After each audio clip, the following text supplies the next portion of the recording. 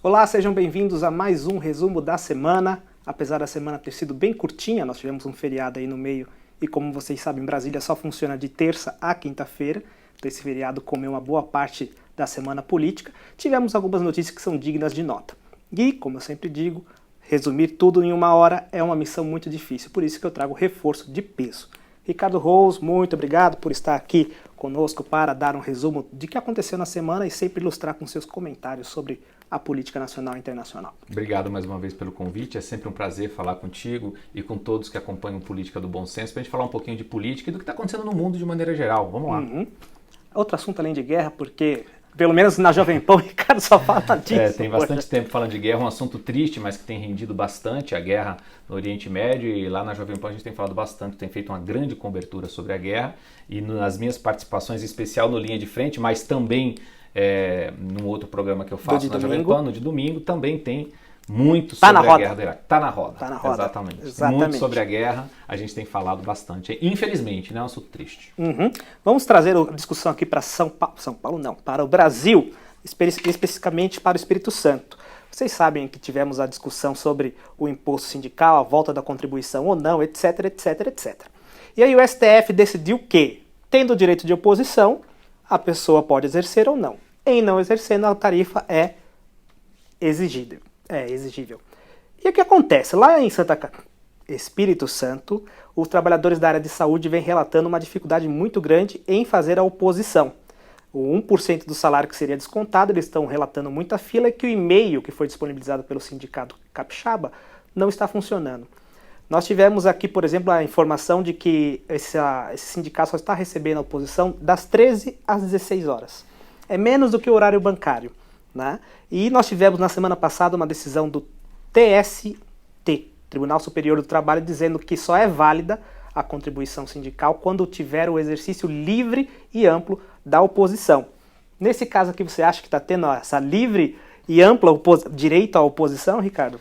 Danilo, você já conhece a minha opinião, muitos que me acompanham na Jovem Pan e outros programas que eu participo já conhecem a minha opinião, vou repetir aqui. Sou contrário a qualquer obrigatoriedade que o trabalhador brasileiro tenha que pagar. Nós já pagamos muitos tributos, impostos, taxas, contribuições, todo tipo de carga para arrancar o dinheiro do povo brasileiro. O imposto sindical é mais uma. Então, acho que é importante que se tenha sindicatos, na minha opinião, que o trabalhador possa se organizar da forma como ele queira se organizar. Mas, para isso, ele voluntariamente faz a sua contribuição. Se ele acha que o sindicato tem lá uma prestação de serviço satisfatória para ele, ele voluntariamente faz. Essa jogada que o STF fez, essa pernada no trabalhador brasileiro, na minha opinião, é ruim para o país. Mas, ok, temos que seguir a legislação que está colocada aí, de certa maneira. Se o STF diz que assim é, assim será. Agora, por outro lado, veja isso que está acontecendo aqui no Espírito Santo. Não é o primeiro sindicato. Nós já tivemos alguma coisa assim em Sorocaba, o sindicato dificultando. Eu tenho certeza que esses são fatos que estão chegando até a imprensa, mas se a gente for olhar a fundo mesmo, com lupa, vários sindicatos pelo Brasil têm dificultado... Tem sindicato que está cobrando para receber a oposição, contra a cobrança. Olha que loucura. Então a gente está vivendo um momento muito ruim. É algo ruim, os sindicatos querem de qualquer maneira encher os seus cofres, porque quando houve o fim da contribuição compulsória do imposto sindical no governo Michel Temer, a linha foi para baixo, mas foi muito para baixo. 98%.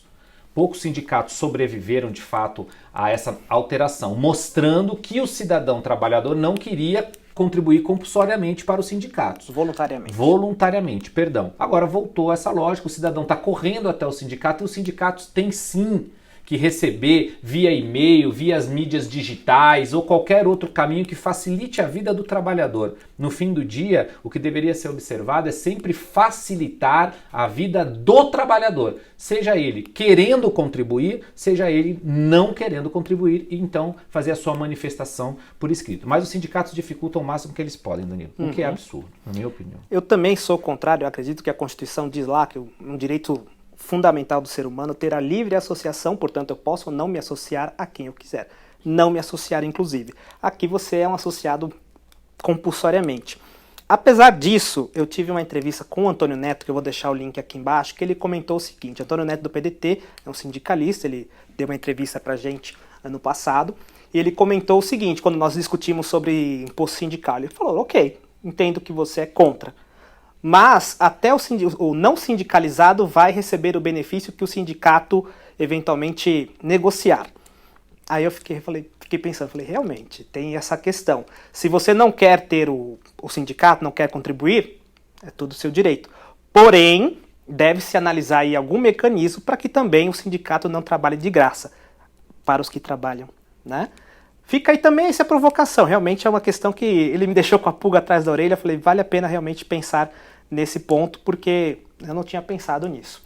O que a gente talvez precisa analisar, e eu gosto bastante do Neto, acho que ele faz um trabalho bacana, vai aqui o meu abraço para ele, mas tem que pensar o seguinte, o cidadão que opta por entrar em um sindicato, eu estou falando da direção do sindicato, tá? Quem faz a organização sindical... Sim, na diretoria. Na diretoria, ele já tem os benefícios previstos na legislação. Qual benefícios? Ele vai continuar recebendo o salário dele, ele tem uma jornada de trabalho diferenciada para que ele possa atuar dentro do sindicato. Então ele já está tendo aquele benefício. Ele foi atuar na direção do sindicato voluntariamente. Ninguém obrigou ele a entrar dentro do sindicato, a criar um sindicato. Ele que acha que faz sentido essa organização e para isso ele já tem alguma compensação em carga horária de trabalho. Ok, é isso. Por que tem que se pagar para o sindicato? Não, a questão que eu tinha falado, por exemplo, você foi para a diretoria e eu que não. Ok. Eu vou receber os benefícios que forem na convenção coletiva? Primeiro ponto é esse. Quais são os benefícios? Que eu não tenho visto grandes sindicatos conseguirem grandes benefícios aqui no Brasil. Então é questionável. É aí que eu digo a questão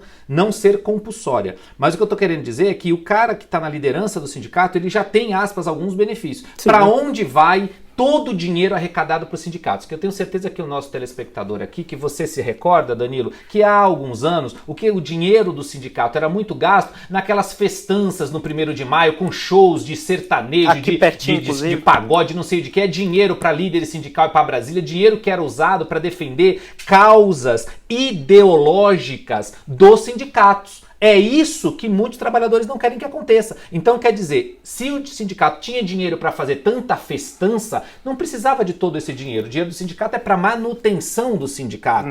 Então, é aí que a gente tem que entender. Arrecadar compulsoriamente de uma massa de trabalhadores vai dar um volume financeiro muito grande para o sindicato. E para onde vai esse dinheiro? Essa é a pergunta. E aqui no Brasil a gente sabe que quando o dinheiro é de todos, no final das contas, infelizmente, não é de ninguém. Sim, só ressaltando, eu também sou contra a contribuição. Fiquei com essa pulga atrás da orelha e acredito que realmente é um questionamento que deve ser feito. Válido. Concordo que o sindicato não presta conta para o poder público hoje. Na verdade, é uma entidade privada a despeito de tudo. Então, o dinheiro que vai para lá não se sujeita aos controles que são do Ministério Público, do Tribunal de Contas, nada disso.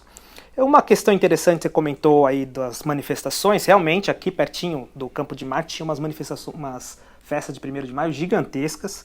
Era sorteio de carro para lá e para cá. Ela deu uma murchada. Em relação a isso, eu tenho uma fala aqui que o ministro... Eu sempre esqueço o nome dele, mas ele foi candidato aqui para o governo de São Paulo. Ele é o ministro do Trabalho. Esqueci o nome dele. Não é esse não. Ele foi candidato a prefeito aqui, se não me engano. Ele foi prefeito de São Bernardo do Campo. PT. Vamos lá, cadê a memória? Tá ruim. Enfim, é o ministro, vocês vão ver a face dele aí, que eu vou colocar o vídeo. Luiz Marinho. O Luiz Marinho. E ele sempre fala o seguinte, que o sindicato tem funciona. Às vezes, demora um pouco, a gente tá ficando velho já, Ricardo. É idade. Cabelo branco a gente já demonstra aqui que não tá mais no início da vida, na primavera. Vamos lá. O Luiz Marinho, ele menciona que é importante que o sindicato se mantenha, eu também concordo, etc. Deve ser discutido alguma forma de financiamento. Aí vão se estapear. Ele comentou, por exemplo, que é importante que o sindicato exista para que as manifestações como a Marcha das Margaridas aconteçam. Eu dei uma olhadinha lá. É uma manifestação que é feita por mulheres lá em Brasília para levantar pautas que elas querem. Nada, nenhum problema. O direito de manifestar é lícito. Porém, é feito com dinheiro de quem não necessariamente subscreve aquelas pautas, né? Se eu quiser fazer uma manifestação lá em Brasília, eu devo fazê-lo com o meu dinheiro, né? Não com dinheiro alheio. Enfim, é uma discussão que vai dar ainda muito pano para manga e vamos acompanhar e qualquer coisa a gente traz para vocês. Próximo item aqui é em relação ao Conselho da ONU, Conselho de Segurança. O Brasil já encerrou a breve presidência do Conselho da ONU, Conselho de Segurança da ONU, e não houve na tutela no mandato brasileiro nenhuma aprovação substancial, principalmente em relação ao conflito que está acontecendo em Israel e a Palestina, ou Hamas, sei lá. Israel, o conflito que está acontecendo ali na região, e a faixa de Gaza. E toda aquela ideia de que nós resolveríamos a questão por meio do Conselho de Segurança se exauriu. Né? Eu queria fazer um comentário, na verdade, que o Flávio Dino, quando ele foi na Comissão de Fiscalização Financeira e Controle, ele tinha falado, não, porque o Brasil hoje, o presidente Lula é presidente do BRICS, presidente do, acho que não me engano, do Mercosul também ele tinha comentado, e do Conselho de Segurança. O Brasil estava na presidência do Conselho da Segurança, não o presidente Lula, até porque é rotativa a presidência. Fosse qualquer outro presidente da República, o Brasil seria também na presidência do Conselho de Segurança.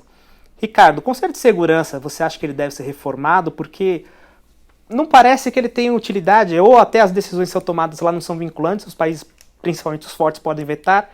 Está na hora de rever a ONU? O que você acha sobre isso? Sim, acho que a ONU tem se enfraquecido muito nos últimos anos.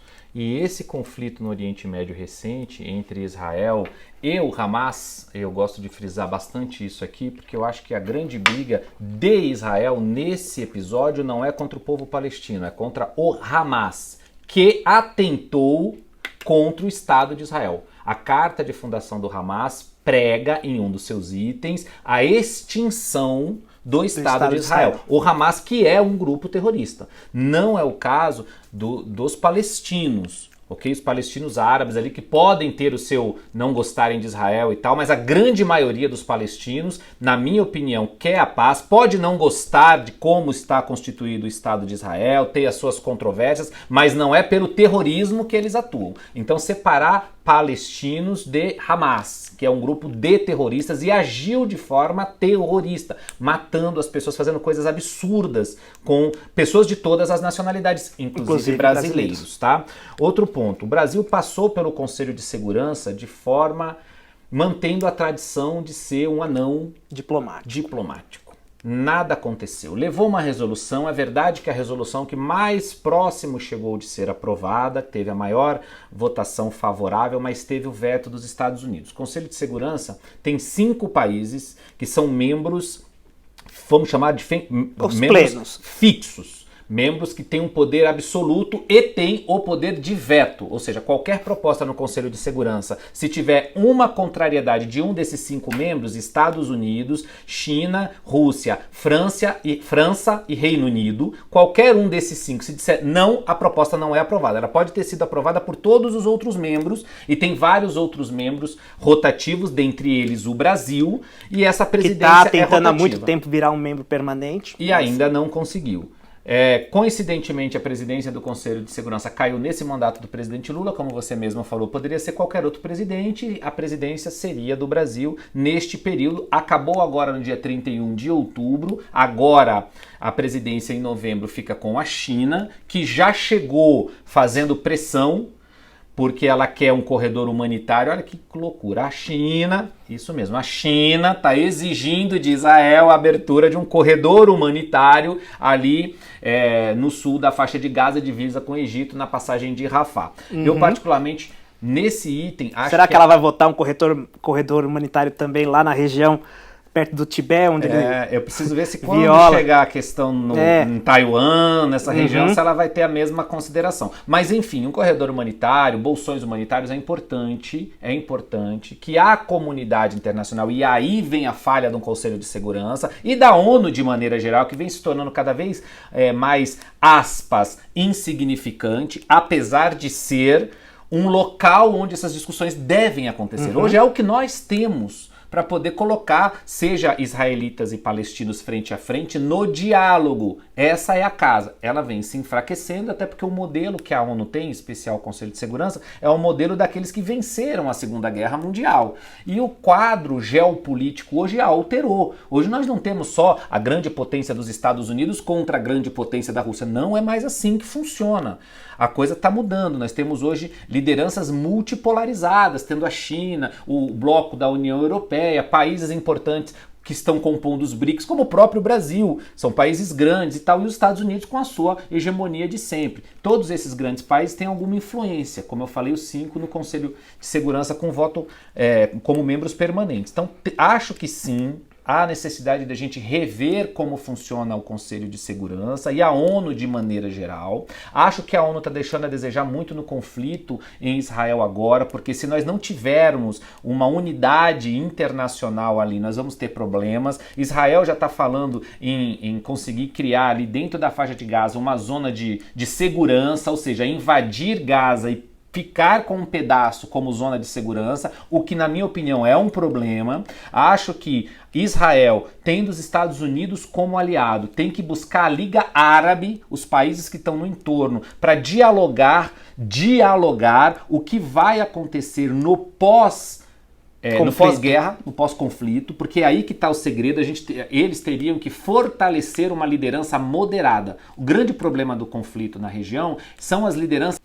Galera, a luz caiu aqui no estúdio, então conseguimos recuperar aqui. O Ricardo estava comentando da necessidade de toda aquela região se preocupar com o pós-conflito, porque certamente ganhando um lado, ganhando o outro, isso não quer dizer que vai ter paz. Exatamente, Daniel. Israel já decidiu, apesar de toda a pressão internacional, que vai continuar a sua incursão terrestre, tem como objetivo eliminar, acho que a palavra melhor seria neutralizar o Hamas, porque eliminar é difícil, já que o Hamas não é só um grupo armado, não é um grupo terrorista apenas, é uma ideia que se ramifica por toda a região, inclusive essa ideia vem crescendo. Então, neutralizar o braço armado do Hamas, que inclusive atua misturado, usando como escudo o povo palestino na faixa de Gaza, e mais de 500 túneis. A inteligência israelense, a Mossad, inclusive, estima que eles utilizam túneis ali por baixo da faixa de Gaza inteira, mais de 500 túneis, alguns com 70 metros de profundidade para guardar armamento, para guardar os seus combatentes, seus terroristas por ali. Então, essa organização toda, mesmo que Israel consiga efetivamente, apesar de ser bastante difícil, nessa incursão terrestre, neutralizar esse braço armado do Hamas, nós temos que pensar no pós-guerra. O que vai acontecer no dia seguinte. E aí Israel precisa da Liga Árabe, precisa da ONU, do Conselho de Segurança, dos Estados Unidos, seu aliado, porque nós estamos falando em reconstrução da faixa de Gaza e o surgimento de novas lideranças moderadas, para que possam de fato voltar à ideia da construção de um Estado palestino, que desde 1947 já foi desenhado, assim como foi desenhado o Estado de Israel, mas os palestinos não concordaram com o desenho e não, de fato, colocaram o Estado de Israel de pé. Então hoje você tem os palestinos divididos entre a Cisjordânia, um território maior, e a faixa de Gaza, um território maior, ambos com Israel ali no meio. E a cada guerra que acontece, Israel expande um pouco o seu território.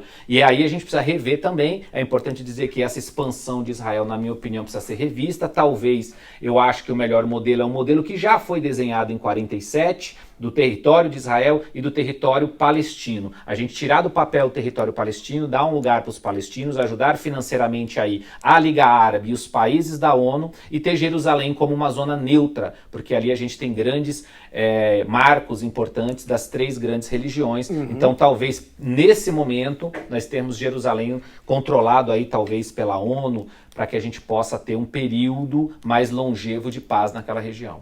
Sim, você comentou aí da criação do Estado palestino. Hoje é um limbo, né? Porque tem o Estado de Israel, ele é reconhecido pelo Brasil. O Estado palestino não é reconhecido pela grande maioria dos países. Ao mesmo tempo, você tem um local em que há eleições. O Hamas venceu, se não me engano, a primeira eleição na faixa de Gaza. Depois acusam de fraude para ter mantido o poder. Mas aquilo que está ali é um Estado constituído, é uma coisa que não é um país. Não é considerado ainda um Estado, é chamado de Autoridade Palestina. O Hamas ganhou uma eleição no parlamento em 2007 e, ganhando o parlamento, ele tocou o terror nos opositores e tomou o poder central. Então ganhou a eleição até a página 2, ok? A partir de 2007 vem se mantendo no poder sem os seus opositores. Então, já do outro lado, na Cisjordânia, tem um partido mais constituído, o Fatah, e ali tem a Autoridade Palestina, não é um Estado. Há a necessidade de fato termos o Estado palestino constituído como membro da ONU, reconhecido pelas outras nações, e que aí ele busque todas as suas contendas que tenha com Israel via diplomática. e não mais pela via da guerra, como vem acontecendo hoje em dia. É um território complexo, mas existem saídas difíceis que devem ser feitas a várias mãos, tendo como foco principal a Liga Árabe que está ali. Israel já dialoga muito bem com o Egito, com o Líbano, apesar do Hezbollah estar no Líbano, já dialoga muito bem e vem abrindo uma frente ampla com o Arábia Saudita, com Emirados Árabes. Então, tendo os Estados Unidos como fiador e como parceiro nessa caminhada, é possível ele conseguir uma gama de aliados para a reconstrução de Gaza e para poder fomentar a criação de novas lideranças. Porque tendo, imagina, um partido, aspas, com braço social e com braço armado como o Hamas controlando as escolas na faixa de Gaza, como é que você vai educar essas crianças? A educação é sempre contra o Estado de Israel e não é sequer no equilíbrio. Aí você vai formando mais terroristas. E os palestinos civis que não querem se envolver nessa pendenga acabam sendo usados como escudo, acabam sendo envolvidos nessa guerra absurda e que todos sofrem. Realmente, uma questão bem difícil. Sempre a gente tem que considerar que não é um futebol, a gente não tem aqui torcida de um lado ou do outro, porque são pessoas que estão perdendo a vida de um lado ou de outro. Apesar de que, como a gente falou, o terror que foi feito contra, inclusive, brasileiros é injustificável. Inclusive foi o maior ato terrorista contra brasileiros, até então, né? Vejamos aí as cenas dos próximos capítulos, porque eu tenho certeza que esse assunto não vai se desenrolar tão rapidamente, até porque você tinha comentado que não existe um presidente, não existe um Estado, vai se negociar com quem o fim de uma guerra? Realmente é uma situação bem difícil, de até se entender e se explicar. Mas vamos voltar aqui para o Brasil. Esta semana nós tivemos também aqui um assunto que é meio difícil de entender, mas que levanta um cheiro de que aconteceu alguma pernada em alguém aí. O que acontece? O presidente da República tem o direito de nomear ministros para o Poder Judiciário, né? STF e STJ. E no STJ ele fez a nomeação de 3 pessoas. 3 pessoas foram sabatinadas pelo Senado, foram aprovadas, tudo normal. Tudo normal. Aí o que acontece? Se nós 3, o Léo tá aqui também, tá ali atrás, por isso eu falei 3. Se nós 3 fomos nomeados no mesmo dia, fomos sabatinados no mesmo dia no Senado, vamos tomar posse no mesmo dia, o ato diário oficial que vai lá, olha, agora Ricardo Rose é ministro do STJ, nesse ato só se publicou o nome de uma pessoa, no caso a advogada que está aqui, Daniela Teixeira. Advogada, sim, 1/5 das indicações para o Tribunal de Justiça, STJ, STF, tem que vir da advocacia, Ministério Público e Defensoria. Não precisa ser necessariamente juiz. Enfim, essa advogada teve a sua nomeação, só ela, no Diário Oficial, e depois iam ser feitas as nomeações no Diário Oficial dos outros 2 juízes que foram indicados. Aí você fala, vão tomar posse no mesmo dia, não tem problema nenhum. Pois é, Pacheco entendeu que isso era alguma manobra, porque se eles vão tomar posse no mesmo dia, a nomeação também no Diário Oficial tinha que acontecer no mesmo dia. Por quê? De acordo com o regimento interno do STJ, você tem alguns benefícios por ser mais antigo no tribunal do que outros ministros, inclusive ser nomeado para o TSE, o Tribunal Superior Eleitoral. Então, há-se uma suspeita de que essa nomeação anterior, mesmo que fosse de um dia, traria algum benefício aí para alguém, eventualmente lá na frente, numa eventual nomeação para o Tribunal Superior Eleitoral. Você acha, Ricardo, que é bem-vinda essa investigação ou viajou? Não, acho que o Pacheco acertou na mosca, porque se foram indicados, sabatinados, aprovados, deveriam ser empossados no mesmo dia. Vão ser empossados no mesmo dia. O ato do Diário Oficial, só isso. Então, mas é o ato no Diário Oficial que lá na frente vai contar para saber se quem deles teria o privilégio de ser indicado, de ter a prioridade da indicação para o Tribunal Superior Eleitoral. Lembrando que a gente tem eleição no que vem e tem eleição em 2026. Então ter os amigos no Tribunal Superior Eleitoral é uma baita vantagem para alguém. Então uma manobra, na minha opinião, sorrateira, Danilo. Eu achei sorrateira. Esquema à la Brasil mesmo. Como diz um amigo meu, o Léo, que está aqui, puro suco do Brasil. Esse é o puro suco do Brasil. Uma coisinha que teoricamente passaria despercebida, nomeou esse hoje, sai no Diário Oficial hoje, amanhã sai os outros dois. Só que lá na frente, como não existe almoço grátis, lá na frente essa fatura chega. Então a Teixeira teria vantagem, o privilégio de ser ela, então, indicada ao Tribunal Superior Eleitoral. Então, tá certo o Pacheco tá meio pé aí com o governo há algum tempo, enfim, e vem trabalhando não vai como ganhar deve indicação. Trabalhar, e vem trabalhando como ele deveria trabalhar. Então, acho que foi um ato acertado do Pacheco, as coisas têm que ser feitas claras, sem jeitinho. Lá na frente, dentre os 3 que foram nomeados, aprovados, sabatinados, indicados, e o nome saiu no diário, a publicação no Diário Oficial, igualmente os 3, aí se decide por um outro critério, que não é esse critério sorrateiro de dar esse miguezinho, publicar um hoje, publicar outros amanhã. Só uma questão aqui, a Justiça Eleitoral, ela não tem um corpo próprio. Tirando os funcionários, por exemplo, escreventes, técnicos, judiciários, juízes não tem um concurso para o TSE ou o TRE para juiz. São juízes estaduais que são pegos e, inclusive, eles recebem um adicional. Tá? O salário de 30 e poucos mil reais não é o suficiente. Eles recebem um adicional por prestar um serviço para o poder eleitoral, poder judiciário eleitoral.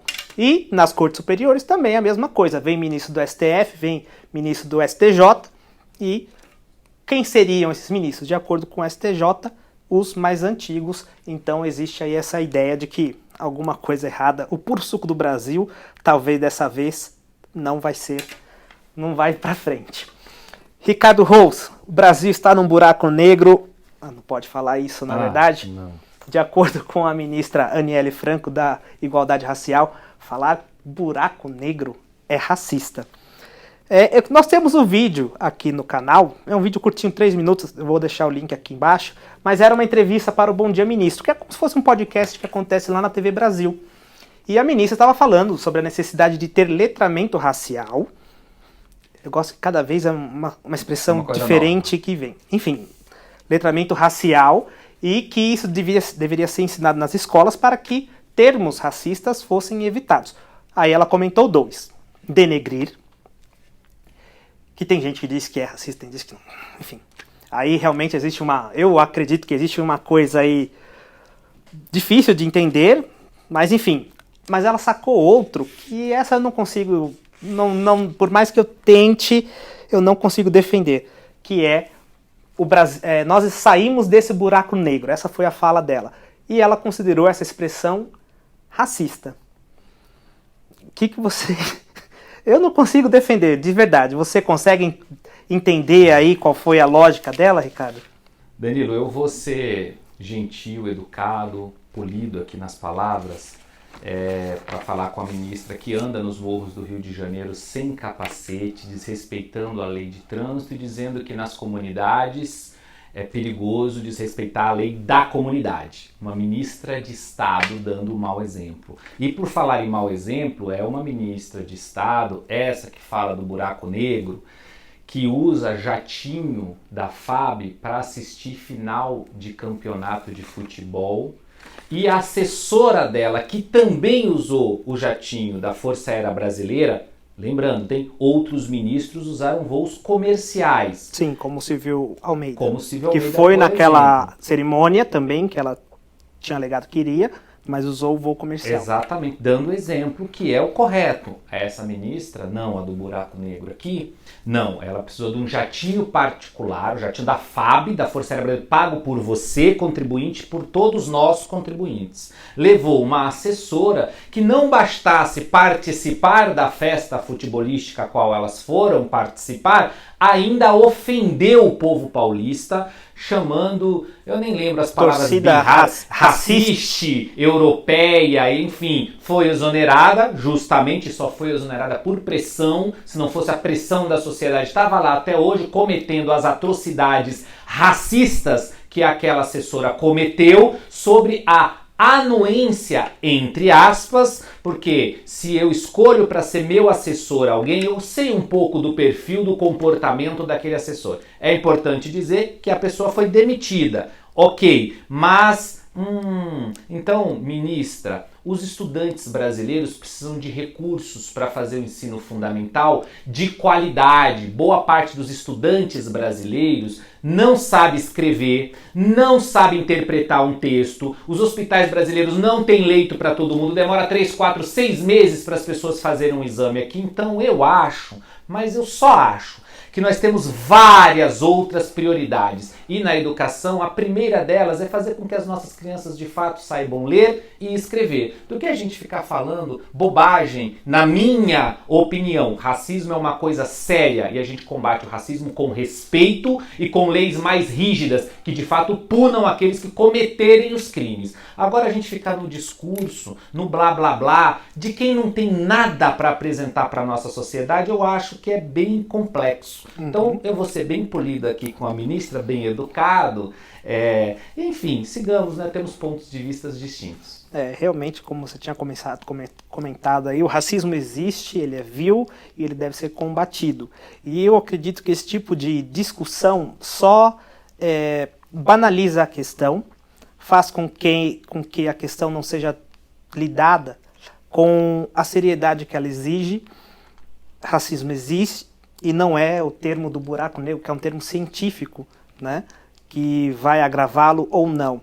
Nós temos que lembrar que preto, negro também são cores, né, e não necessariamente toda vez que elas são utilizadas com conotação racial, né?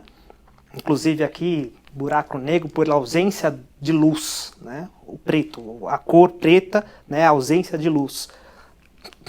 Não tem muito o que se dizer, até porque é impossível sair de um buraco negro. Então essa fala, saímos de um buraco negro, é conceitualmente errado.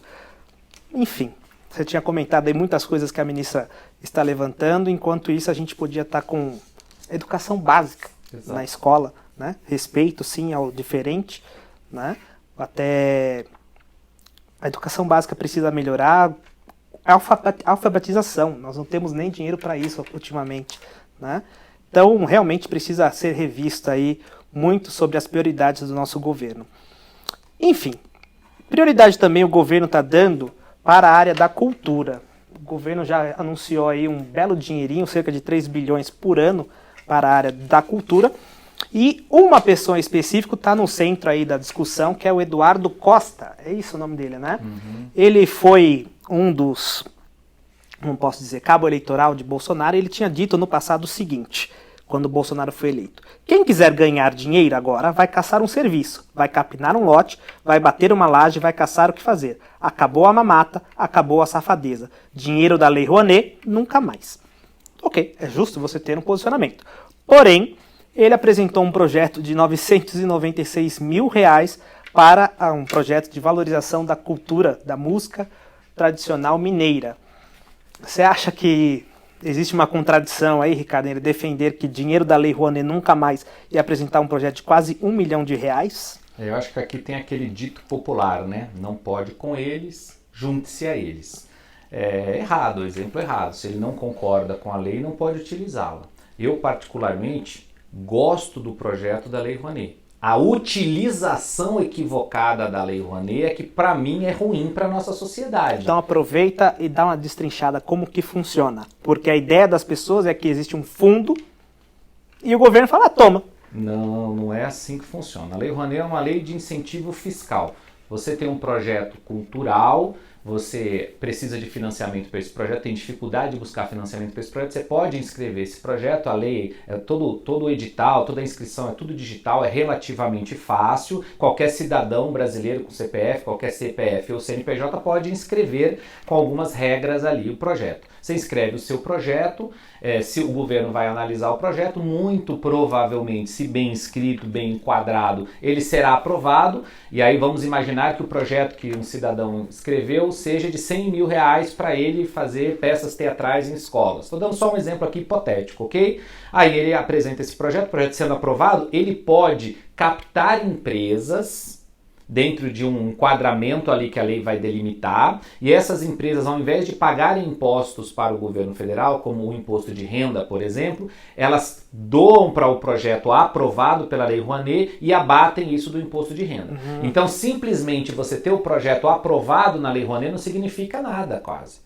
Porque muita gente consegue aprovar um projeto lá. O que não se consegue é captar esse dinheiro com as empresas. Uma vez que você conseguiu arrecadar, aí sim aquela empresa abate esse dinheiro do imposto de renda. Aonde tem um problema? A Lei Rouanet deveria ajudar os pequenos produtores, os pequenos artistas brasileiros, artistas regionais, artistas que ainda não estão com uma visibilidade grande, que eles por si só, com essa visibilidade, consigam vender os ingressos dos seus trabalhos. Então precisaria incentivar, até que o nome é Lei de Incentivo à Cultura. Então se você tem grupos de teatro, produtores artísticos, artistas espalhados pelo Brasil inteiro, que estão começando a sua carreira e precisam de um empurrão, aí entra a Lei de Incentivo. É errado, na minha opinião, isso é muito discutível, quando artistas de renome, como é o caso do Eduardo Costa, utilizam a Lei Rouanet para ganharem mais dinheiro. Aí não faz sentido, como foi o caso, por exemplo, da Cláudia Raia, uma artista brasileira renomada. Então tenho certeza que você, que eu, que quem gosta de cultura, iria ver uma peça da Cláudia Raia, talvez, sem lei de nenhuma. Você vai pagar lá o seu ingresso, vai assistir, vai gostar ou não vai gostar do trabalho dela e tá tudo certo.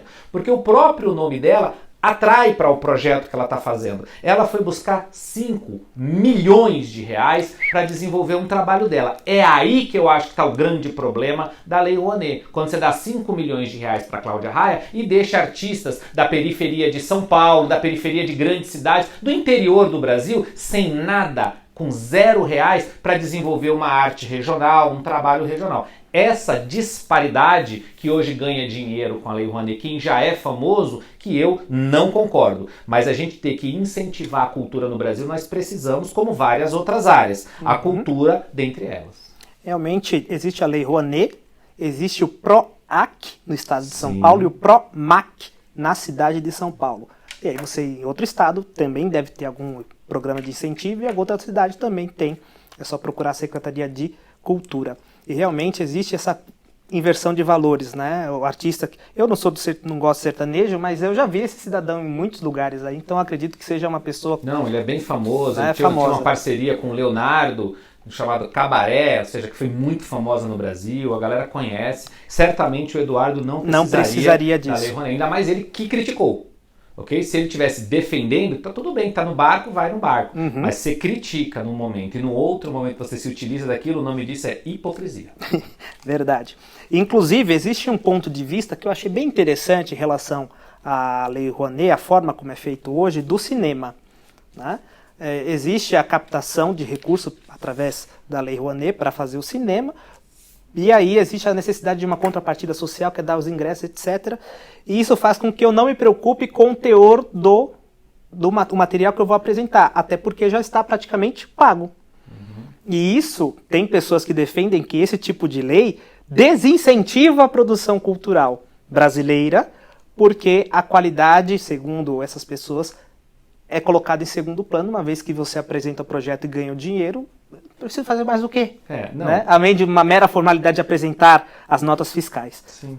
Né? Infelizmente, tem muitas distorções nesses programas. Muito do dinheiro do incentivo fiscal de leis como a Lei Rouanet vão para grandes apresentações. Então, grandes peças de teatro que estão na cidade de São Paulo, que vieram da Broadway, por exemplo, grandes produções, têm a Lei Rouanet como incentivo. O Cirque du Soleil, que já veio para o Brasil diversas vezes e a gente sabe que é caro, é 600, 700, 800 reais um ingresso para entrar lá dentro. Vem com incentivo da Lei Rouanet e mesmo assim já é esse custa preço? 600, 700, 800 reais para você ter um ingresso lá dentro. Então aí tem distorção, gente. Aí se a gente colocar a lupa, na minha opinião, tá errado. Na minha opinião, tá errado.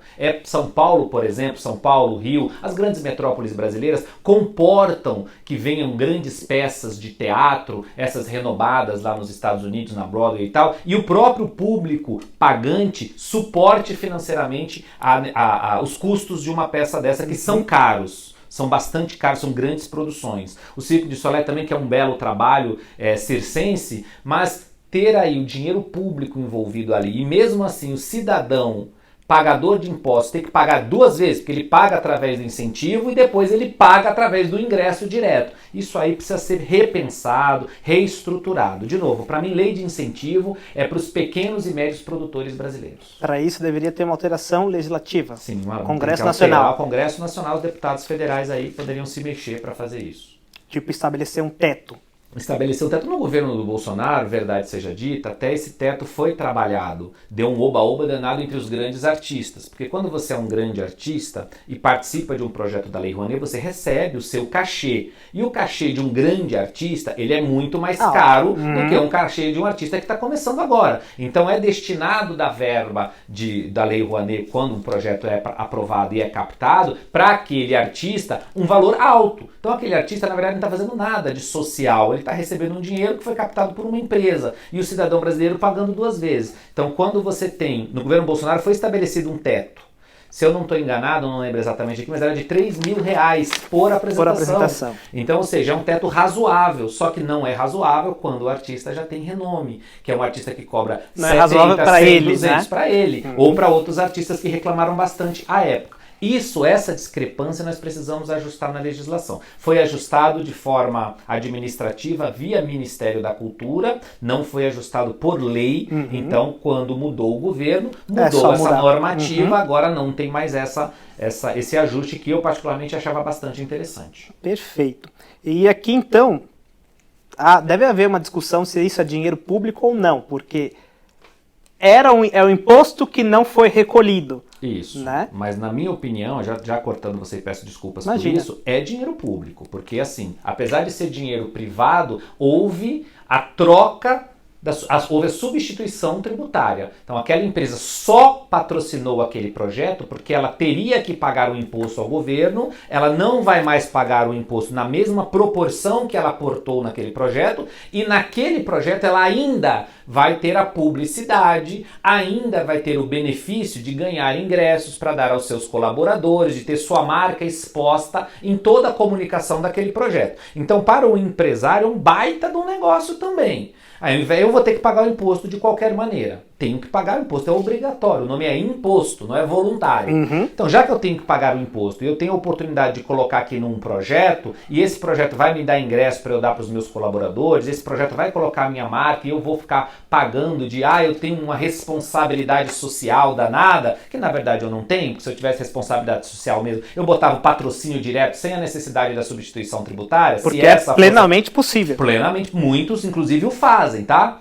Então, enfim, é dinheiro público. O Estado brasileiro está abrindo mão de arrecadar determinados valores para que esses valores sejam investidos na cultura. Então, é o seu dinheiro, é o meu dinheiro, é o nosso dinheiro que está indo para aquele projeto. E sim, tem que ter fiscalização, porque acho que é aí que tem os grandes problemas. Muda a legislação com foco de incentivar os pequenos e os médios. Se você quiser incentivar o cinema nacional, que eu acho super importante também, a gente cria uma legislação específica com regras específicas, mas deixar tudo generalizado ali. Eu sei que tem também uma lei especial para o cinema, na Ancine, mas é muito utilizado a Lei Rouanet. Ou são utilizados vários mecanismos para que aquela produção cara seja praticamente toda paga de forma incentivada. Então tem muitas distorções. E aí é trabalho do legislador brasileiro, que na maioria das vezes não faz o seu trabalho, de mudar, entender como funciona, chamar os diversos atores, entender qual é o objetivo daquela política pública. Porque se o objetivo é incentivar a cultura, incentivar o pequeno, aquele que não vai produzir nada de cultura se não tiver um incentivo, é um tipo de política pública. Se o objetivo for a gente fomentar o cinema nacional, a gente sabe que cinema, por exemplo, é uma produção cara, aí é outro tipo de política pública. Ou se o objetivo mesmo é dar dinheiro para os artistas grandes, aí é um outro tipo de política pública que pode ser discutido. Eu discordo, mas pode ser discutido. Vivemos numa pseudo-democracia. Democracia, exatamente. Olha, eu sei que nesse buraco negro que nós estamos, já que não posso falar buraco negro, eu acredito que o que vai nos salvar é a educação, não tem muito para onde correr. E é justamente por isso que nós tivemos aqui uma boa notícia vinda do governo do estado de São Paulo, de que as tarifas de transporte metropolitano serão zeradas nos dias 5 e 12 agora de novembro, que são as datas do Enem, o Exame Nacional do Ensino Médio. Ricardo, uma vez ele estava comentando comigo, o Ricardo é um mestre em educação, e ele uma vez comentou comigo que, se não me engano, foi a Coreia que você tinha dado o exemplo. Coreia do Sul. Coreia do Sul. Tem que falar a Coreia, é verdade.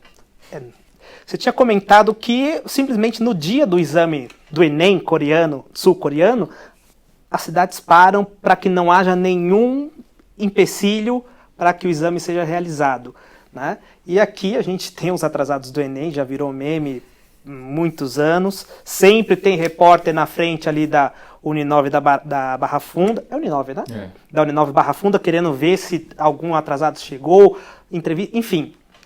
Enquanto lá, né, existe todo um suporte social para que esse exame seja realizado, né? Estamos começando a aprender, ou você acha que ainda estamos longe, né? O Exame Nacional do Ensino Médio, que é um vestibular para algumas universidades públicas, né? É muito importante. Você acha que a gente está aprendendo ou vai demorar um pouquinho ainda para o Exame Nacional deslanchar? Olha, foi um belo passo do governo do estado de São Paulo. O governador Tarcísio de Freitas acertou em cheio em zerar a tarifa do metrô, da CPTM, da MTU, para o dia 5 e o dia 12 de novembro, os dias que serão realizados o Enem. É um ponto positivo. Mas nós estamos muito distante ainda de ser uma nação que valoriza a educação de verdade. Infelizmente, os indicadores todos, sejam os nacionais, sejam os internacionais, mostram que o Brasil está muito distante de uma melhora significativa na educação brasileira. Muito discurso de político, muito papo de político e ação de fato quase nenhuma. Por isso a gente deve louvar essa ação do governador Tarcísio. Foi um ato importante. Parece uma coisa simples, simplesmente zerar. Mas eu espero, inclusive, que os prefeitos, porque vale lembrar que o que o Tarcísio soltou no decreto agora é metrô, e CPTM e MTU. Mas o ônibus no município de São Paulo ainda não. Eu acredito que o prefeito da cidade de São Paulo, assim como outros prefeitos de outras cidades no Brasil, tenham também a decência de zerar a tarifa, ter a gratuidade no dia do Enem, para que todos aqueles que precisam consigam chegar, se programar com antecedência e chegar nos locais de prova para fazer a sua avaliação. Se até o momento que sair esse vídeo aqui, eventualmente sair essa gratuidade, eu coloco aqui para vocês, tá bem? Legal. Bacana, eu acho que os estudantes merecem esse apoio, muitos deles precisam desse apoio para poder chegar ao local de prova, e seria bacana que as prefeituras começassem e que vire um hábito todo ano. E em alguns lugares, como você citou, na Coreia do Sul, por exemplo, é como se fosse um feriado, nem o comércio abre, que é para poder tudo ficar focado, as pessoas procuram não sair de carro nas ruas para que aquele estudante de fato consiga chegar com tranquilidade, o mínimo de estresse possível no local de prova. Isso é o respeito de uma nação com a educação daquele povo, daquele estudante, que amanhã ou depois vai ser um empresário, vai ser um advogado, um médico, um político, enfim, vai ser um profissional, quiçá um professor, que lá na Coreia ser professor, assim como no Japão, é uma profissão nobre. Aqui no Brasil, se a pessoa não der certo em quase nada, infelizmente ela vai arrumar um emprego como professora. Essa é a nossa triste realidade, que nós precisamos reverter. E aí não é com palavrinha, com blá blá blá de político, são com ações. Por isso que essa do Tarcísio foi uma boa ação. Eu coloquei isso aqui com uma provocação, que eu sei que você gosta muito desse assunto de gratuidade. Antes que comece a xingar a gente, eu sei que não existe serviço público gratuito. A gente tem serviço público pré-pago. É pré-pago, a gente paga para usar no futuro, né? Mas enfim, a gratuidade, como é dita, tá um assunto meio que por aí. Se não me engano, São Caetano do Sul, uma cidade vizinha aqui, adotou a gratuidade geral? Isso, começa agora no transporte municipal, a gratuidade geral no transporte público municipal em São Caetano. Tem vários outros municípios adotando essa tarifa aqui no Brasil. Existem outros municípios no mundo que também têm a tarifa zero, né? Chamada tarifa zero, ou seja, você não paga novamente para poder passar no ônibus. Quando você passa na catraca não há nenhuma cobrança. Toda a cobrança é feita todo o pagamento é feito pela administração pública através do dinheiro dos impostos normais que os cidadãos pagam. A cidade de São Paulo começou um estudo para pensar em tarifa zero aqui. Foi puxada essa linha de pensamento pelo atual prefeito, Ricardo Nunes, e isso está em análise, está sendo discutido, está sendo analisado os números. É uma discussão bastante complexa, acho que valeria a pena talvez a gente até abordar num vídeo, se você topar no Política do Bom Senso, para a gente falar mais especificamente sobre tarifa zero. O convite está feito, então. Obrigado. E já aceito, tá? Porque é um tema complexo. Aqui na cidade de São Paulo, por exemplo, é uma cidade de 12 milhões de habitantes. Não existe no mundo nenhuma cidade com tamanho próximo ao de São Paulo que tenha tarifa zero, ok? Isso é muito importante. Todos os exemplos de tarifa zero no planeta são cidades pequenas, de 200 mil habitantes, 300 mil habitantes, 500 mil habitantes. São Caetano agora já é uma cidade de médio porte, uma cidade maior, mas muito distante do tamanho da cidade de São Paulo. E lembrando que a cidade de São Paulo, a gente vai abordar mais profundamente nesse outro vídeo que a gente for fazer, já subsidia a tarifa de transporte. O que muitos cidadãos, em especial o cidadão paulistano, pagador de imposto da cidade de São Paulo, não sabe é que para a tarifa do ônibus do município de São Paulo ser esse valor que ela é hoje, a prefeitura, ou seja, todos nós cidadãos paulistanos, pagamos já para as empresas de transporte para manter a tarifa nesse valor. É o que nós chamamos de subsídio. A tarifa já é subsidiada em alguns bilhões de reais por ano. Então é bastante dinheiro que a prefeitura dá para as empresas de transporte para que a tarifa fique no valor que ela está. Aí a gratuidade do transporte vai ampliar e muito esse subsídio, para que ele de fato seja 100% gratuito na catraca ali. Então é uma discussão profunda, tem vários pontos a serem analisados que realmente precisaríamos de um pouco mais de tempo. Vai ser um prazer falar sobre isso. Fica aí para um próximo vídeo. O convite está feito, já está aceito aqui, então a gente vai começar a produzir esse vídeo que eu acho bem interessante da gente discutir, principalmente o ano já se acabando, que nós já estamos em novembro, daqui a pouco o ano termina, chegamos no ano de eleição municipal e esse assunto vai estar certamente nas pautas. Inclusive, eu tinha escutado aí uma coisa de bastidores que o Ricardo Nunes está olhando isso como uma proposta. Não sei se para esse ano eleitoral, até porque é muito difícil aprovar isso agora, o orçamento já deve ter sido votado, então talvez não aconteça, mas talvez como uma promessa de campanha. Então esse assunto vai estar na pauta, seja aqui ou na televisão, enfim, na internet, nós vamos tratar sim. Fica tranquilo que vamos começar a produzir. Existe um assunto que não estava na pauta aqui, mas que eu acho muito interessante da gente comentar. Como falei, a semana foi bem curta, então essa notícia acho que vale a pena a gente falar. Que foi o aumento de penas para os crimes contra o patrimônio. São eles furto, roubo, latrocínio e, se não me engano, receptação. Apesar disso, tirando o latrocínio, que é um crime muito mais grave, né, nenhum crime tem pena de até inicial de 8 anos, ou seja, nenhum começa em regime fechado, são todos regimes semiaberto ou menos, né? Mas já houve uma repercussão aí e um aumento de pena.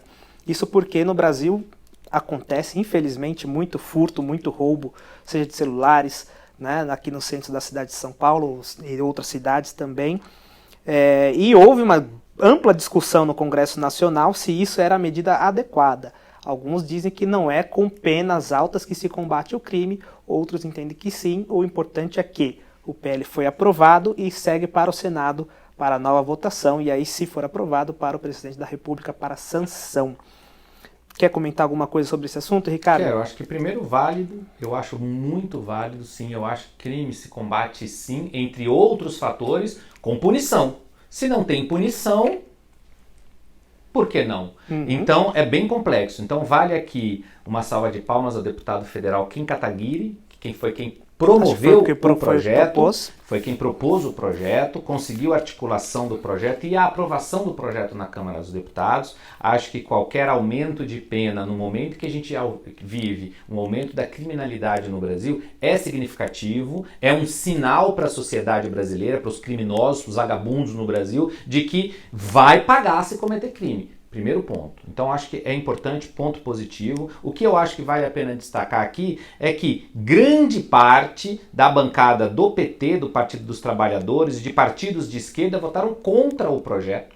E uma pessoa em especial, o deputado federal Guilherme Boulos, se absteve de votar, ou seja, não votou, fugiu da raia, não colocou ali a sua opinião sobre o assunto, votando sim ou votando não. Lembrando que Boulos é pré-candidato a prefeito da cidade de São Paulo, a maior cidade do Brasil. Que sofre muito com roubos e furtos. Muito com a criminalidade. Temos um problema gravíssimo na cidade chamado Cracolândia. E neste item, aumento da punição à bandidagem, a quem comete crime contra o patrimônio, roubo, furto, latrocínio e tal, o deputado não se manifestou, não deu seu voto. Eu acredito que é só a minha imaginação funcionando, que ele fugiu ali, não votou não, que eu acho que o pensamento dele seria contrário, eu só acho que o pensamento dele seria contrário, mas ele não quis votar não para não ficar mal, afinal de contas ano que vem é um ano de eleição e isso vai ser, já está sendo aqui questionado por mim, vai ser questionado por muitas outras pessoas. Talvez até pelo próprio Kim Kataguiri, que também é pré-candidato a prefeito da cidade de São Paulo. Enfim, acho que a ideia do projeto é boa, tem muitas outras coisas que nós precisamos fazer, não é só o aumento da pena que resolve a criminalidade, de jeito nenhum, mas com certeza ele contribui para evitar que a bandidagem acha que é só cometer o crime e sair pela porta da frente. Inclusive, além dos crimes qualificados lá, dois que eu achei interessante é o roubo de aparelhos eletrônicos. Então, o furto ou roubo de celular vai ter uma pena um pouco maior. E essa foi inesperado para mim. Furto de animal doméstico. É pena de 4 anos, se for aprovado no Senado e sancionado pelo presidente da República. Furto de animal doméstico. Eu fiquei então preocupado porque existe, ao ponto do legislador se preocupar com isso. Ou seja, vou me preocupar com mais segurança e afinco com a segurança do meu bicho.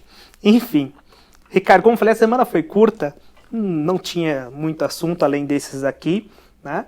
Mas nós nos mantemos aqui na missão de semana que vem trazer também um resumo do que tudo que acontece na política nacional e internacional, e eu conto com a tua presença. Será um prazer imenso, tanto conversar contigo, esse diálogo gostoso, quanto com quem nos assiste aqui no Política do Bom Senso. Perfeito, já assim, partindo para o encerramento, como é que te acha no Instagram? Fácil, @Ricardo Rose Oficial no Instagram ou no YouTube. Tem vídeo lá, Ricardo? Tem, de vez em quando eu posto, vamos melhorar. Eu fico provocando ele, vocês podem perceber, porque eu quero que ele também venha pro YouTube, pô. YouTube é legal. Vem pra cá. Fazendo esse exercício aqui, a teu convite no Política do Bom Senso, então a gente vai começando a se acostumar e vou produzir mais. Então dá uma olhada também lá no Ricardo Rose, se inscreve lá, mas também não deixe de se inscrever aqui. Se você ficou até aqui, deixa o seu curtir, compartilhe esse vídeo no grupo da família para que todo mundo fique bem informado do que aconteceu lá em Brasília e no mundo. E também eu falei já em compartilhar esse vídeo, se inscrever. É muito importante porque você dá um indício pra gente que a gente está fazendo um bom trabalho, tá bom? Quando você clicar em se inscrever, vai ter um sininho do lado. Clica também no sininho, porque toda vez que a gente tiver um vídeo novo, o YouTube vai te mandar uma notificação. Política do Bom Senso enviou um novo vídeo. E aí você não perde nada do que é produzido aqui. Por esse vídeo é só. Um grande abraço a todos. Tchau, tchau.